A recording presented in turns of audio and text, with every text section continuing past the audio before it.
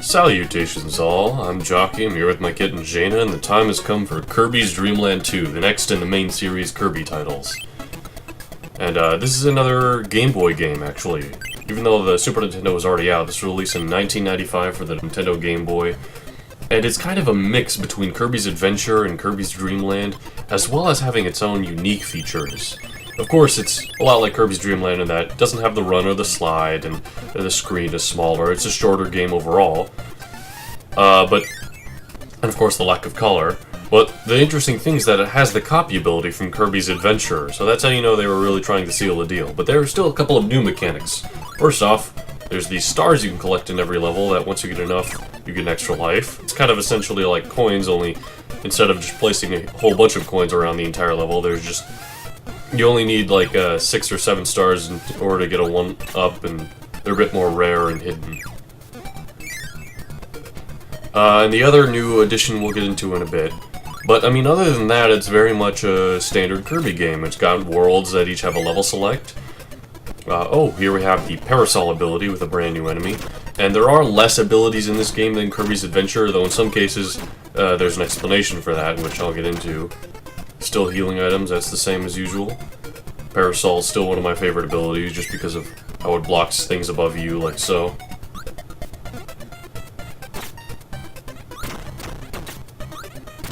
The levels are a bit lengthier, like Kirby's Adventure.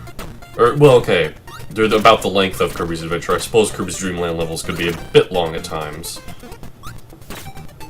But anyway, yeah, this game, it was actually not one of Sakurai's games, I believe. I don't remember the name of the man who made this game. In fact, I'll get to that history later once I have looked it back all up again.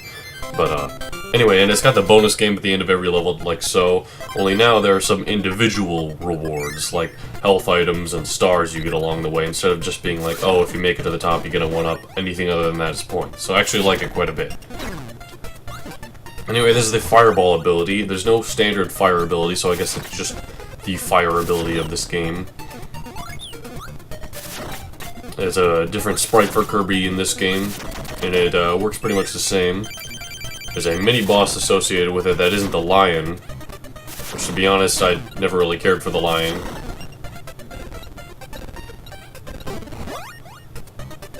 I was debating whether I would just spit it back out at him. In fact, let's do it here. But yeah, he just rams himself into the wall. Oh, wow. Okay. Anyway, in that sack up there is the next new mechanic. And up here we have the Animal Buddy. Just like Yoshi was added to Mario, Kirby gets Rick the hamster.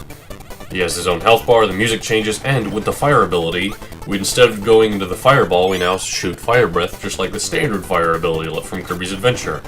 So that's kind of how they make up for some of the missing abilities in this game. With the Parasol ability, we have Kirby balancing on an umbrella in a ball form. I don't know how he loses his limbs like that, but he does that a lot in this series for some reason. But yeah, that's about the only thing that's different with Rick, is that his abilities are different, and you can't fly, unfortunately, but he jumps a little higher, I think. Personally, the Parasol ability with him isn't that great, just because you have to be very close range with it compared to just the normal Parasol with Kirby. I do like how he joins you in the victory dance and in the bonus game and everything. As you can see, there's only 3 levels here in World 1.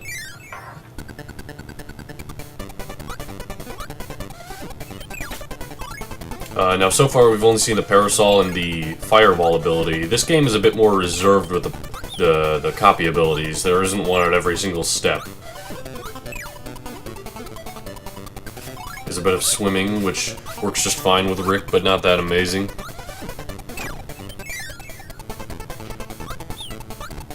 I'm trying to remember when the next ability comes up, because I want to show off the normal ability on its own and the ability with Rick as the Animal Buddy. Oh yes, and this is the collectible of the game. It is a rainbow drop. We're going to be ignoring those until the extra episode. One mistake I made with Kirby's Adventure is I got some of the buttons, so when the extra episode came around it was kind of pointless. But if we save all of them for the extra episode, then it'll have a bit more meaning to it, I guess. And the story of this game is that Dreamland has been invaded by a thing called the Dark Matter. And the Dark Matter has possessed King DDD, who we learned in the last game had some good intentions sometimes. He took over a lot of Dreamland with his enemies, and most importantly is he destroyed the bridge connecting the 7 Rainbow Islands, which I guess is just some area of Dreamland. Also, it seems he's possessed Wispy Woods since he's got him to attack us. Because yes, we need to fight Wispy Woods again. That mask is kind of disturbing on Wispy, I'm not gonna lie. But other than that, it's just Wispy Woods again. He has a spike attack, which I think is different, though I'm not too sure because I didn't experiment much with him in Kirby's Dream Land. Other than that, you still shoot apples at him, and he still tears up at the end.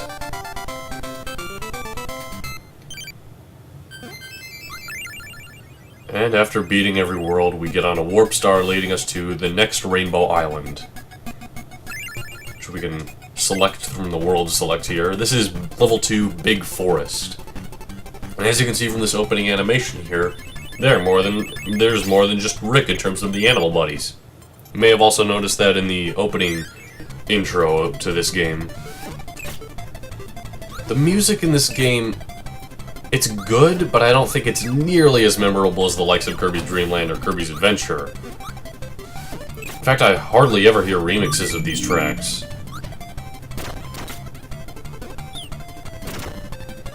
But, yeah, I brought it up because this track is alright, out of the new ones in this game, and it does reuse some as well. Every Kirby game does. But here, for some reason, instead of a mini-boss like last time, we just have that guy. But after beating him, we get access to the new animal buddy, Kine, the owl. I'm sorry, it's Ku, the owl. What am I saying? Kine is the fish, we'll get to him.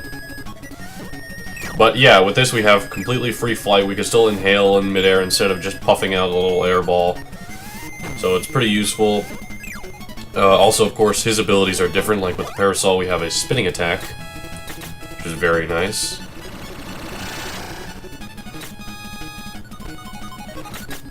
Oh, I should have seen when we had the Fireball ability, which unfortunately I didn't get there, was, I believe it's just a downward attack. Oh, and the cutter ability. This is actually really useful. Normal Kirby is just the standard cutter ability. I think it's pretty much the same with Rick, but with Ku, it's this shotgun attack with these feathers. It's actually very useful. I do kind of wish that with Ku as an animal buddy that he would like flap a couple extra jumps if you were in the bonus game. Just to make it preferable for you to beat the level with him. But these guys are what define this game, really. They were introduced here, they would be used again in Kirby's Dream Land 3, or at least some animal buddies were. They weren't nearly as iconic, but there were 3 new guys there.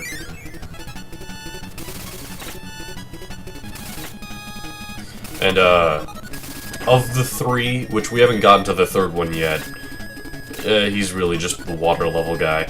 Of the 3, Ku is definitely my favorite just because of the flight and the cutter attack. There's also Needle, which we can grab here, but Needle sucked before and it sucks now, especially with Ku, where it's just a downward attack. Because here there's a lot of flying enemies, so just attacking below us isn't that useful unless we stick to the top of the screen. Anyway, that's the end of the level. That was level 2 of Big Forest, right?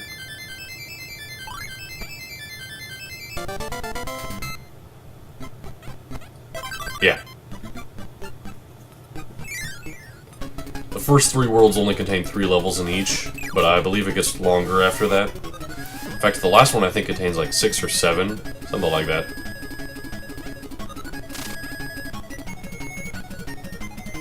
One unfortunate thing with Ku is that in order to swallow the abilities you've obtained, you have to be at the very bottom of the screen, or at least at any platform where you can hold down and not fly just down.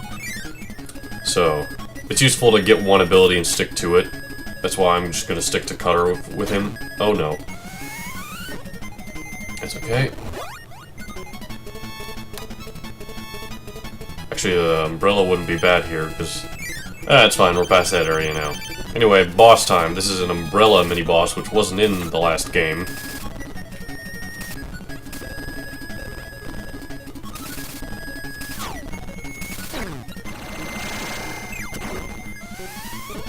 Now, you might wonder what happens when an animal buddy appears and we already have one. Now we get Gooey.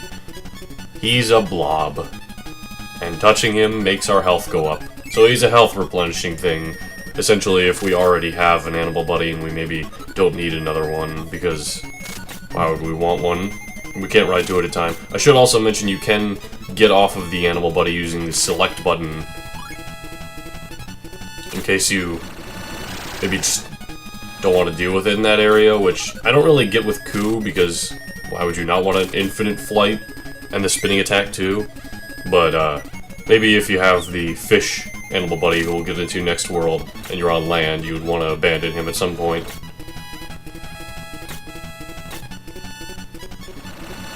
Anyway, that's the end of level 3 of Big Forest. See if I can win this minigame once. Jeez.